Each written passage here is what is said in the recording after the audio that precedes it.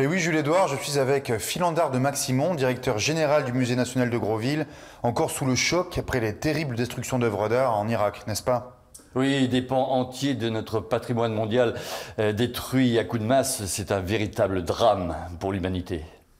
C'est pour cela d'ailleurs que vous avez eu l'idée avec notre président de remplacer dans tous les musées les œuvres d'art par des reproductions en plâtre, c'est cela? Absolument, plâtre, silicone, résine, des reproductions parfaitement fidèles qui nous permettent de préserver les œuvres originales. Une bien belle initiative. Vous le voyez, Jules-Édouard, plus aucun risque de vandalisme, car ici, tout n'est qu'en plâtre. Francky. Mais vous êtes fous! Une pièce de musée chinoise de plus de 2000 ans! Sécurité! Sécurité! Ben quoi, Mais l'opération de remplacement Francky des œuvres ne commence que le mois prochain. Bon. Ceci dit, 2000 ans ou pas, ça reste du Made in China. Hein. Francky qui pour Made in Groland. Et oui, Jules-Édouard, moi aussi, comme tout le monde, hein, j'ai envie de grands espaces, de carrière et d'argent. Et comme tout le monde, moi aussi, je sais que ça n'existe pas.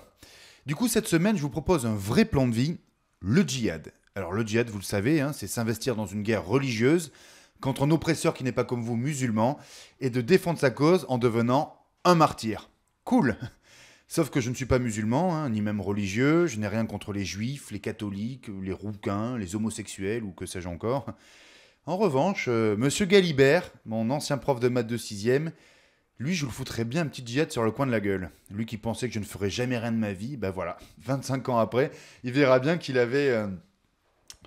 Bref, tout comme bon djihadiste amateur, je me suis procuré les plans d'une petite bombe sur Internet, hop, et d'une petite télécommande pour déclencher le mécanisme à distance, enfin au moment opportun devant Monsieur Galibert. Merde, où est-ce qu'elle est? Mamie, t'as pas vu une petite télécommande blanche que j'avais... Non! Risquons-nous de contracter l'Ebola dans notre présipauté? Alors oui, mais c'est fort peu probable. Je vous rappelle quelques éléments simples. Hein. L'Ebola est une zoonose majeure, c'est-à-dire une maladie qui n'existe que chez les animaux. Elle se transmet chez l'homme si ce dernier se fait mordre ou mange un animal sauvage lui-même atteint de fièvre. L'homme peut transmettre le virus à un autre homme s'il échange de fluide, c'est-à-dire salive, sang, sperme, transpiration. Sachant que les symptômes avant incubation du virus sont assez reconnaissables, vomissement, diarrhée ou forte fièvre. Bref, pour résumer, si vous n'avez pas le projet de manger du singe, de sodomiser une chauve-souris, d'échanger votre sang ou de pratiquer une éjaculation faciale avec une personne transpirante qui vomit et se chie dessus en même temps, normalement, vous ne risquez absolument rien, Jules-Édouard. Le reste n'est que fabulation médiatique. C'était Franck Kiki pour Made in Groland. La COP21, notre dernière chance pour lutter contre le réchauffement climatique, c'est l'information primordiale qui passionne les bobos en trottinette électrique. Non, la vraie information de cette semaine, qui intéresse les gens normaux, c'est la trêve hivernale. Du 1er novembre au 31 mars, on peut se chauffer gratos. En effet, légalement, un client EDF qui ne paye plus ses factures ne peut pas être privé d'électricité pendant toute cette période. Alors je peux vous dire qu'ici, le réchauffement climatique, on s'en cogne. Tous à poil! Mon kiki pour Made in Groland. Et donc, qu'est-ce qu'on peut attendre de cette nouvelle année?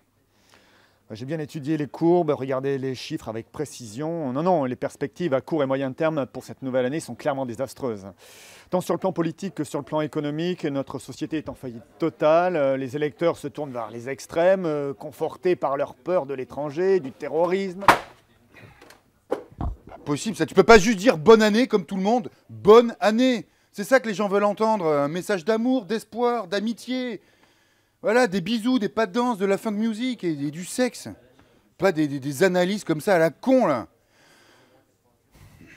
Bon, pardon. Voilà, bonne année. Et Zapoy! Zapoy! On en aura besoin, quand même. Ah, il saigne. En effet, aujourd'hui, tout comme les autorités publiques, nous autres journalistes devons nous adapter à ces nouveaux modes de manifestation sociale. Terminer l'époque où il y avait une simple déclaration auprès de la préfecture pour qu'un cortège puisse défiler d'un point A à un point B en mangeant des saucisses. Non, aujourd'hui, il faut s'adapter et surtout éviter de froisser les communautés. Pour cela, évidemment, il faut se préparer. Donc, tout d'abord, une blouse blanche pour représenter le personnel soignant en grève. Un gilet jaune, bon ça c'est la base, hein, c'est pour passer inaperçu. Un brassard de police, très important, pour éviter les tirs de LBD et finir avec un œil crevé, ce serait fâcheux. Quelques autocollants de syndicats, bon ça ce que vous voulez, hein, ça c'est pour les cheminots, ils sont constamment en grève, donc vous pouvez les garder sur la blouse. Un drapeau algérien, parce qu'il en faut toujours un, voilà. Mais aussi un string gay-friendly, voilà, pour soutenir la cause LGBTQI+. On sait jamais comment la manif peut se terminer. Et puis évidemment un petit pull noué sur les épaules, parce que nous passons à la télé et qu'évidemment nous défendons des intérêts de droite. Voilà, c'était Franck Kiki, prêt pour le direct, prêt pour vous informer. Ah merde, Makipa. Samuel, s'il te plaît. Ellie. Le direct. En tout cas, c'est important. Eh oui, je suis bien en direct du Ping Ping Boom Boom, ce bar tendance du centre de Muflin, dont l'actualité ces dernières heures, car en quarantaine. En effet, les autorités sanitaires ont décidé de cloisonner l'endroit depuis hier soir, suite à la découverte d'un porteur du coronavirus parmi les membres du personnel, un certain Sergio. Alors vous le voyez à l'intérieur, il y a une cinquantaine de clients prêts à faire la fête, une dizaine de salariés, confinés à l'intérieur du bâtiment et coupés du reste du monde pour une quarantaine de jours, avec interdiction totale de sortir évidemment. L'attente risque d'être très angoissante. Allez, viens danser, Franck Kiki. Non, Viens danser. je travaille, monsieur, je travaille. Bon alors vous vous demandez sûrement qu'est-ce que je fais bloqué dans ce bar sordide depuis hier soir. Sûrement l'instinct du journaliste qui sait se retrouver dans les endroits chauds au bon moment. C'est toi mon endroit chaud, mon Franck Kiki. Allez, viens, on va finir la quarantaine ensemble, viens. Franck Kiki, direct du Ping Ping Boom Boom. Bonjour.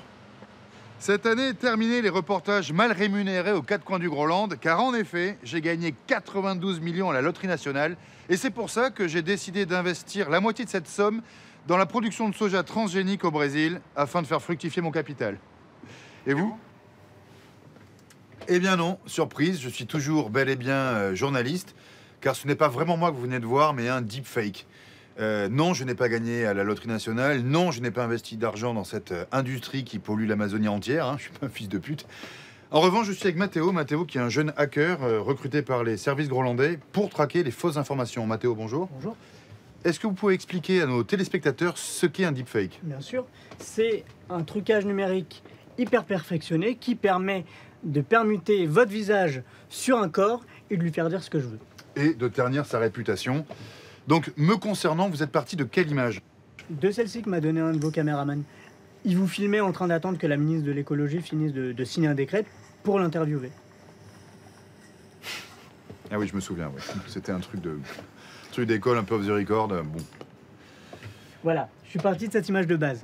Ensuite, j'ai prélevé des mots et les labiales correspondantes à des reportages que vous avez réalisés pour créer un faux discours. Et voilà, et me faire passer en quelques clics pour un suppôt du capital, c'est un procédé redoutable. C'est sûr, ça peut ruiner une carrière. Oui, tout à fait.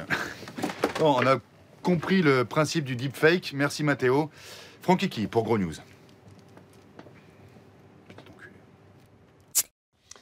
Vu la conjoncture, cette semaine, j'ai décidé de consulter un voyant, Monsieur Ira, un grand astrologue, le plus grand sûrement de notre présipoté. Alors, Monsieur Ira, bonjour. Sans plus tarder, nous allons parler de votre dernier livre, Mes prévisions pour 2020. 21. C'est mes prévisions pour l'année 2021, le livre qui vient de sortir. Là. Non, moi je voulais bien parler de celui-ci, là, Mes prévisions pour 2020. Alors d'ailleurs, c'est très intéressant, Monsieur Ira, parce que dans votre livre pour 2020, vous parlez d'un attentat contre le roi du Maroc. Vous parlez d'incendie en Sibérie, vous parlez de la succession du prince Charles à la tête de la cour d'Angleterre, vous parlez aussi d'un assassinat d'un homme politique de renommée dans un pays oriental. Alors en revanche, pas un mot sur la pandémie qui va paralyser le monde entier pendant presque une année. Hein. Pas un mot, que dalle. J'ai quand même prédit que le parti d'Emmanuel Macron perdrait les municipales. Oui, mon épicier aussi. Voilà, merci Monsieur Ira. On se retrouve dans un an pour parler de votre livre qui vient de sortir cette semaine, Mes prévisions pour 2021. À bientôt, c'était Franck Kiki. Bah dis donc, vous avez été drôlement vache avec moi. Enfin, d'un autre côté, si t'étais vraiment voyant, t'aurais jamais accepté l'interview, mon con. Hein? Faut te remettre en question un peu, là. Vacciner, vacciner, vacciner, la seule sortie possible à cette pandémie et obtenir enfin le précieux sésame, le pass sanitaire. Tandis que certains mégotent encore sur la potentielle dangerosité de ces vaccins sous prétexte qu'on ne les connaît pas, Un peu partout s'ouvrent des vaccinodromes dans des hangars, des salles de concert ou des stades où l'on vaccine à tour de bras. Au Groenland aussi, les autorités sanitaires ont décidé d'accélérer la cadence grâce aux nombreux volontaires et réservistes du monde médical. Alors, c'est le cas de GG La Tendresse qui offre ses compétences pour vacciner dans son petit laboratoire ambulant. N'est-ce pas, GG? Ouais, tout à fait, ouais. Mais faut y aller, là. J'ai de la route à faire, moi. Allez, hop. Donc, j'imagine que je relève ma manche? Non, tu baisses ton pantalon. D'accord, ah oui, pour la piqûre intramusculaire. Donc, et les effets secondaires, on en parle beaucoup, mais... Bah, tu vas avoir un peu mal au cul. Non, attendez. Non, non, non. Aïe, aïe. Non, non, non, non, non, non. Aujourd'hui, nous allons essayer de comprendre pourquoi certaines personnes refusent de porter le masque en pleine recrudescence de l'épidémie de Covid. Le masque est-il, comme certains l'affirment, une porte d'entrée vers une dictature mondiale? Pour le savoir, j'ai contacté Pipine Fichulon qui refuse catégoriquement de le porter. Monsieur Fichulon, bonjour. Alors considérez-vous, comme les participants à la manifestation de Grosville de cet après-midi, que le masque est le symbole d'une muselière comme le test d'une soumission du peuple? Arrêtez, monsieur, on n'entend rien. Francky, on n'entend rien à ce qu'il dit, t'as mis trop de plastique autour du micro. Mais va enlever du plastique alors que je continue l'interview. Ah non, mais il n'en est pas question. Moi, je m'approche pas de ce type, il a dû choper 50 fois le virus dans la manif. Bon, monsieur Fichulon, on vous entend pas, il va falloir parler plus fort là. Ouais, recule, on petit là, je te fais un coup de perche là. Oh, qu'est-ce que tu fais? Bon, je m'en doutais, comme c'est congénère, cet anti-masque se méfie des médias. Mais finalement, a-t-on vraiment envie de connaître l'avis de ces paranoïaques? Je ne pense pas. Francky Key, en direct de Grosville. Assassin! Putain, il m'a postillonné dessus, j'ai l'impression. Distanciation sociale et gestes barrières, quid des rencontres amoureuses et des premières relations? Il est en effet de plus en plus compliqué de s'aimer sans risque. Entre le port du préservatif, du masque, reste-t-il une place à l'amour et à la spontanéité? Pour le savoir, je me suis inscrit sur un site de rencontre où j'ai obtenu un rendez-vous avec une jolie jeune femme, Laetitiane, qui acceptait de jouer le jeu de la première rencontre devant notre caméra. Laetitiane, bonsoir, vous êtes vraiment très jolie. Pardon? Je disais, vous êtes vraiment très jolie. Ah, merci. Bon, le temps de commander, on peut peut-être faire un peu connaissance? Ah oui, avec joie. Super. Je suis un peu timide. Bon, les tests Covid de moins de 6 heures. Hein. Bien sûr. Il y a le PCR, le sérologique, le salivaire et l'antigénique. Je dois être très franche avec vous, j'accorde beaucoup d'importance au PCR virologique. C'est pas vrai, moi aussi? Non. C'est charmant. Ok. Oh, ça m'a l'air nickel, tout ça. MST particulière, le VIH peut-être? Non, non, non, rien de spécial. Ok, préservatif. Si tu veux, je peux t'offrir mon dernier test gynéco, je l'ai dans mon sac. Grave, ouais, super. Merci, je jetterai un œil dessus un peu plus tard. Bon, maintenant qu'on se connaît, on peut peut-être retirer nos masques, hein? Ah oui, s'il te plaît, avec plaisir.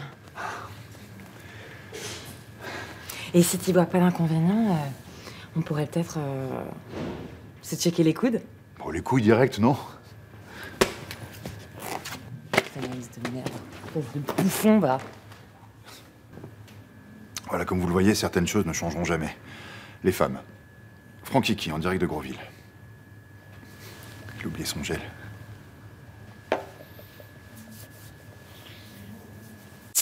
Comme vous le savez, en cette période électorale, le temps de parole de chaque candidat au principal est scruté à la loupe.